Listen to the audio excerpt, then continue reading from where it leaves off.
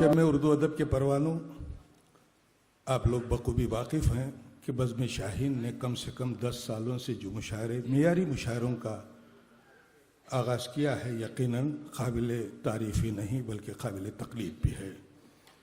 मैं मोहतरम अलहाज मोहम्मद इकराम दहलवी बमरूफ बाबा जी से गुजारिश करूँगा कि वो तिलावत कलाम पाक से आज के इस अज़ीमुश्शान मुशायरे का और पहले जलसे का आगाज़ फरमाएँ। मोहतरम अलहाज बाबा जी साहब से गुजारिश है कि वो माइक पर आएँ और तिलावत कलाम में पाक पेश करें।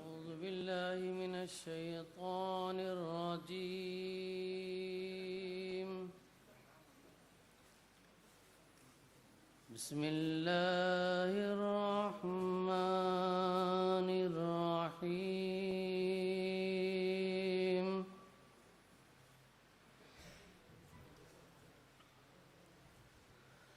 وقال الذين كفروا لا تسمعوا لهذا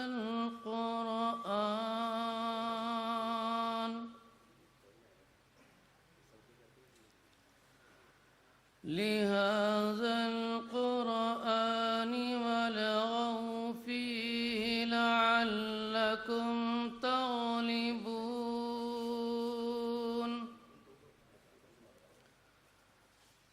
فلنذيقن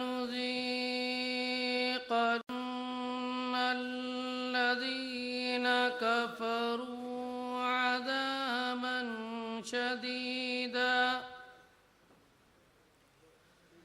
شديدا ولنجزينهم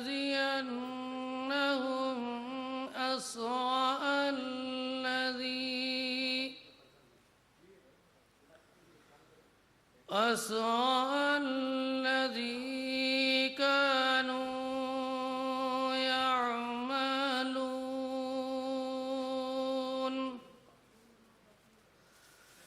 ذلك جزاء أعداء الله النار لهم فيها دار الخلد جزاء بما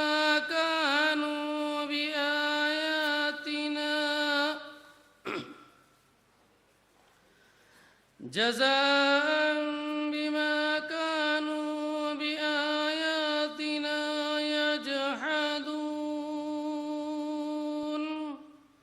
صدق الله العظيم.